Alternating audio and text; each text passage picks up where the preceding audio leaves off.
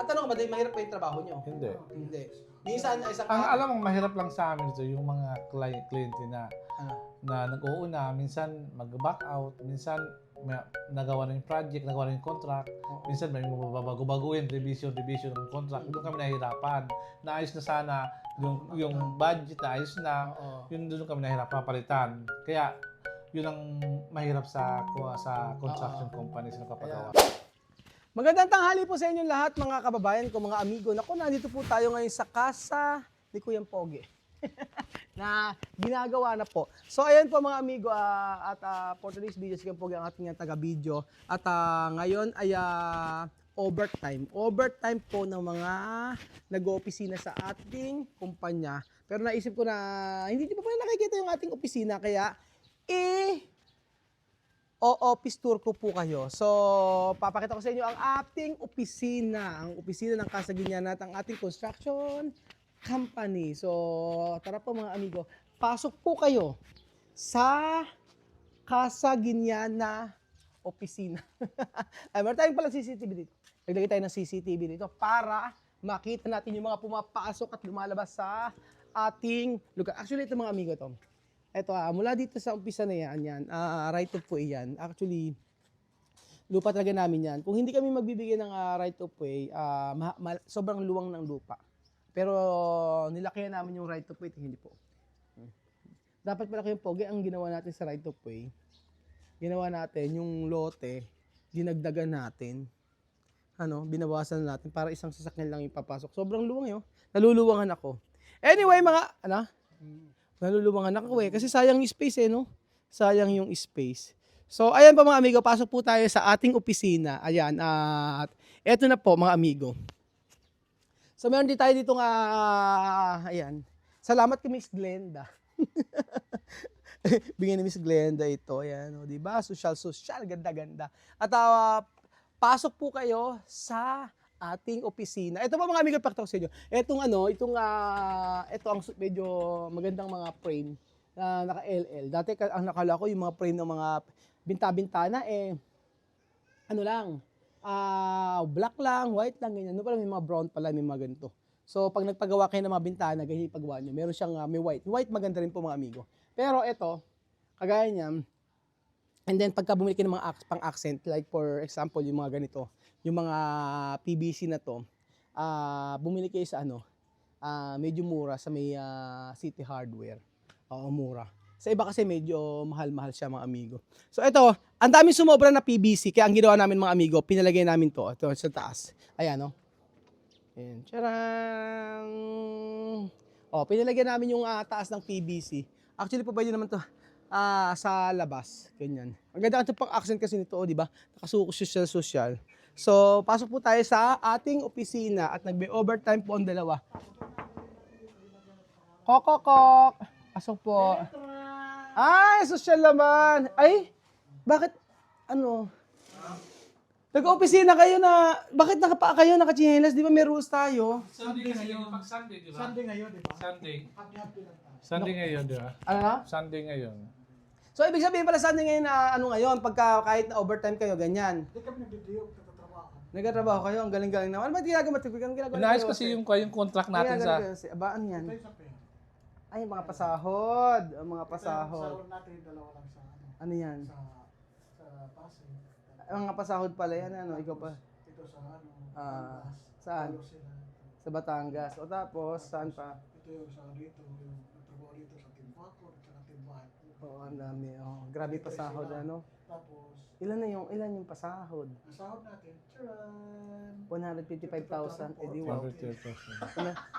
1 week. Magkano ilan sa 1 week? 155,000. O ganoon. Kaya pag nagpagawa kayo ng So, sa sir, amin, mga amigo, 155,000 yung pinapasahod namin. Kaya po, huwag na po kayong tumawad kasi yung sa pasahod pa lang po sa mga trabahador matindi na. Kasi ang rate nila medyo malalaki. May 1,000, 800, 650, ganun. 700 o 750. Kasi yung hindi sila papayag na ang magiging rate nila ay yung mababa. Ganun. Kawawa naman din kasi sila. Oo. Halimbawa, ito sila 400. Malayo, tapos Malayo. nagpapasahe pa sila. Oo. Kawawa naman din. Tulong naman din. Oo. Isa lang naman natin ni-request sa mga natin na sana, huwag naman sila masyado magbaba ng presyo kasi ang ano naman na talaga Pagka ano ito, kasi- malaking tulong sa mga Oo, pagka- empleyado natin. Pag kasi tumatawad pa, for example, isipin nyo 112,000 yung pasahod namin Last 1 week. lang yan. 1 week lang yun. Oo. Ano pa yung kikitain, di ba? Pagka tumawad ng tumawad. Mabilis naman kami magtrabaho, tsaka maganda naman pulido. Nakita nyo naman, tingnan nyo mga amigo, pakita ko sa inyo. Dito, sa part to. So, tingnan nyo naman, ang ganda ng opisina, di ba? Stucco type yan, napakaganda, yan ang mga usong mga pader-pader ngayon. Kita nyo naman. Tapos ito, pakita ko pag ganyan. Etong kurtina na gustuhan ko, alam nyo kung bakit? Ayan. Pagka i-ano mo siya, makaayos pa rin siya yan. Ewan ko ba, sa Belgian wag niyong itinutupi yung kurtina kasi ang hirap pagplansya nito. Kaya sabi ko, tinutupi nilang ginaganyan nilang pilit, itinutupi. Kaya sabi ko, wag nilang itinutupi, hayaan lang nilang ganyan. Kasi hindi naman siya sumusugayan siya. Pag ayaw mo, tiyang, sarado mo. Pagka ibinukas mo siyang ganyan, o sinarado mo siyang ganyan, kung saan naman siya nagsasara. Yung sa may kabila, pilit na ginaganon. Anong vlog mo yun? House tour or Ano? ano bang house tour? Mag-house tour ba tayo, sir? Hindi house tour to, office tour. Office tour. Office tour to. Kaya sa opisina po natin, meron po tayong mga binebenta rito. Pamayan na lang po. Sa gusto pong makagawa ng t-shirt, ayan po, meron po tayo. Ang t-shirt ito ay binebenta po natin for 1,000 pesos. Ang makikitain po nito ay para po sa mga taga-ikuku. Wala akong kikitain dito. Lahat ng ito ay ginagawa natin para sa mga taga-ikuku para magpatuloy ni Aya ang kanyang feeding program. So, umorder na kayo sa gustong umorder. Eto, ba't may mga ano dito? Ano ito, mangga? Ito yung mangga matamis to no? Alam niyo, ito yung mangga na sobrang sobrang tamis. Ha? Wow. Ay, hindi! Saan ba galing to? Doon sa likod. Hoy. Hindi ito yung mangga natin. Saan galing yung ganito? Pinitek? Hindi yung mangga natin yan. Masim. Maasim sobra. Ito ang mangga. Okay, sa opisina po natin mga amigo, ito meron tayo ditong ito yung sinasabi ko sa inyo mga amigo. Yung pag nagpagawa kayo ng ng kurtina, kontakin nyo ko.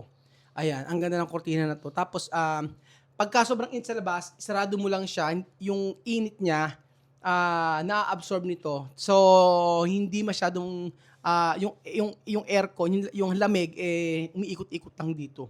Tapos ito pakita. O yan, di ba? Kasi sabi mo overtime. Diretso. Yan ano, kita titingnan mo muna. Ano yan lang ako sa Tapos dito, meron tayo yung actually, Mga bisita. Mga bisita yan. Pwede sa Pagtatanong part ng to. resort, pagtatanong ng Paliwanag mo kasi- bahay, dito. Paliwanag mo sa kanya, ano ba ang trabaho ni Belgio dito? Anong trabaho ni Jose? Si Belgio ang trabaho dito ay ang trabaho ni kay Belgio, Ang trabaho ko po dito ang mga amigo, ako ay nagagawa po ng mga contracts sa ating mga kliyente na sa mga kliyente ng RMGB Builders. Bago ko po na mag-umpisa ang kumpanya po ito ay RMEJB Builders po. Ngayon, Tapos ngayon po, ako po yung nakasend po sa mga contracts tapos sa mga admins tasks po. Tapos si Jose naman, yung mo Jose. marami ka pang trabaho. Nag-hardinero rin po ako. Tapos nag-release pa ako ng CR.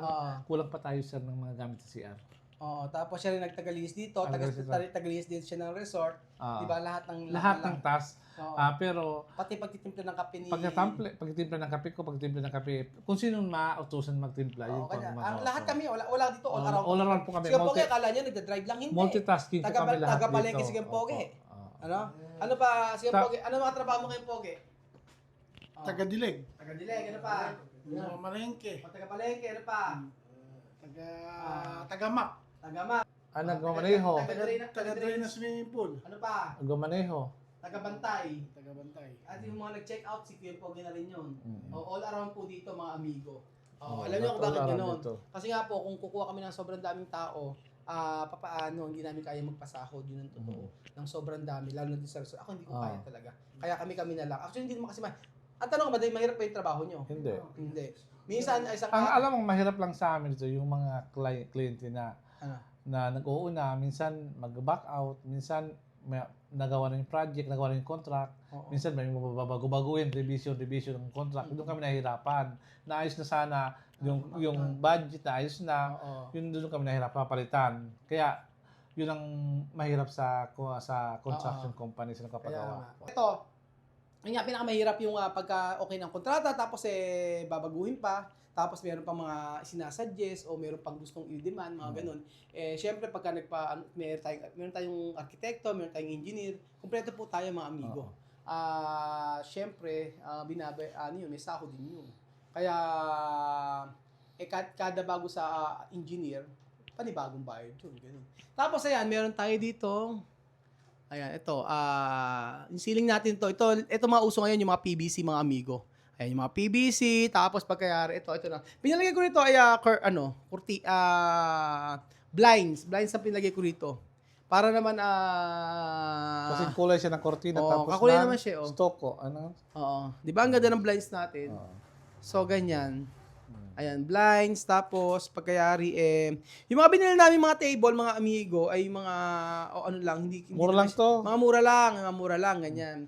Tapos, syempre, printer natin medyo mahal-mahal naman ng kaunti. Ayan, merong, si Jose, merong laptop, at syempre, ayan, si Kuya Beljun, hindi siya nakontento sa laptop, gusto niya, kasi meron pa sa monitor niya, o diba? Tapos gusto niya may electric fan. Parang sa Oo. kung napansin Tapos niyo Kuya Beljun mga niya, pakicheck nga yung mga ano. amigos sa Afghanistan, di ba meron ako laging Oo, may nagsis- may app kaya- niya. oo. Oo. Tapos ayan, ito napili natin PVC na medyo gold, di ba? Medyo hindi mo kaya. Hindi mo kaya.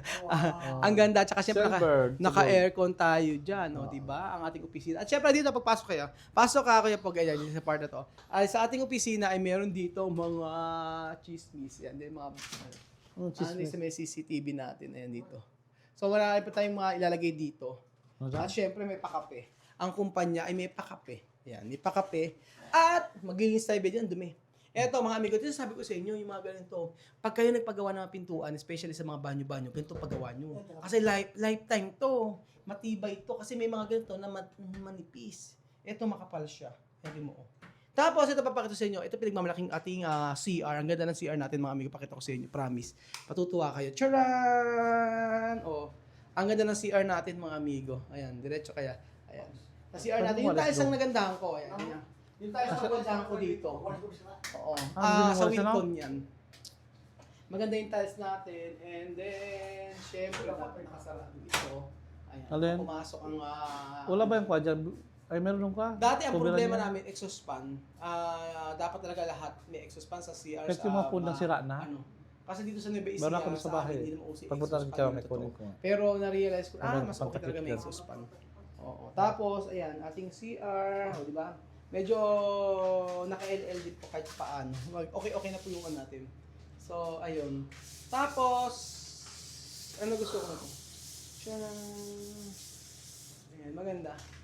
Yung mga gusto natin ay nailagay naman natin mabuti. O yan, naiayos naman natin mabuti. So, ganun po mga amigo. Basta sabi ko po sa inyo, pagka nagpagawa kayo, make sure kayo po pa nagpagawa kayo mas magandang materials yung ilagay nyo. Kaysa po yung mumurahin, paubrahin. Sa ending naman,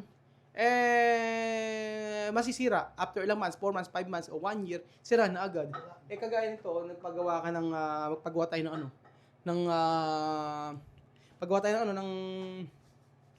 ng ganitong opisina, lahat ng mga materials magaganda. Especially, ayan, Kasi simple, mas magandang opisina, simple lang, wala kang kung ano-ano mga nakalagay. Maganda yung ganito lang. Tapos, syempre, hindi naman kami halos araw-araw nagpupunta rito. Kadalasan, nasa labas kami. Yun ang pinakamahirap, yung lagi nasa labas kami. Ngayon lang kami nagpunta dito kasi nga ayusin namin yung sahod ng mga, ayan. Ayusin namin yung mga sahod ng mga trabahador. So, yun. So, hindi naman siya masyadong matrabaho. Ngayon lang din. Pero pagka ordinaryo na araw, minsan wala din man kaming ginagawa. Ganun. So, especially, mga amigo, pakita ko sa inyo yung tiles. Yung tiles po, mga amigo, yan. Diba, yan. Yung tiles na ginamit namin, ito talaga, maganda ang quality. So, lahat ng nilagay namin dito, especially, yan, ito po yung ito na mga uso ngayon, mga cabinet. Matibay ito, mga ganyan. So, lifetime yan. Hindi siya masisira basta-basta. Ganun po. So, simple lang po yung ating opisina. Ang mahalaga lang po ay meron tayong pagka mayroong kliyente at mayroong gusto mag-book, minsan may mga walk-in, dito namin sila ini-entertain. So, ayun po mga amigo. Ano ba sasabi mo, Kuya Belgium? Naisip mo ba na tayo ay magkaka-opisina sa Pilipinas? Parang natin ang isip natin habang buhay tayo maging empleyado. Ako, Oo. sa akin part, sa totoo lang. Oo, parang sa akin. Pero Parang dahil, parang sabi ko hindi ko kayang ganito yung kapatakbo ng kumpanya. Hindi ko kaya. Ang kaya ko lang is sumunod sa amo, yung ano. Pero hindi pala lahat pala pwedeng mabago. Ikaw, Kuya Belgium, ano nang naisip mo before? Na pag-uwi mo sa Pilipinas, akala mo vlog lang. naisip ko mag-vlog lang tayo, more on vlogging, tapos travel, yun ang naisip ko. Tapos di ko pa naisip na magkakaroon para tayo, bibigyan para tayo ng gandang panibagong business. Yun nga po yung yung ito nga, Pag-usap ng bahay. yung construction company, ito po yung RMG Builders. Construction, So, dahil dito, sa una pa lang medyo mahirap lang, pero kailangan normal lang sa pagbi-business. At dahil sa tulong ng Panginoon, tayo po ay malalampasan natin ng mga problema at magkakaroon tayo ng successful na negosyo po. Oo, kasi mula yun yung tinestify ko kanina sa church. Sabi ko, from January hanggang ngayon, napakaraming project na nakuha. At yung iba nag-back out, yung iba hindi nagustuhan, pero yung iba patuloy pa rin nagtitiwala. Dami kasi Oo, dami kasi maraming nag-accept ng project. O ikaw, Kuya Jose, ayan na, malapit na tayong Ikaw, Jose, ano masasabi mo na meron tayong kumpanya? Yes, malaking bagay talaga sa atin kasi dati akala Sumasahod araw-araw. may sahod araw-araw. No. Hindi, ang naisip ko sa dati, nasa lang tayo, nasa Lakwatsa, nagbablog, naglibot-libot, napunta kung saan-saan.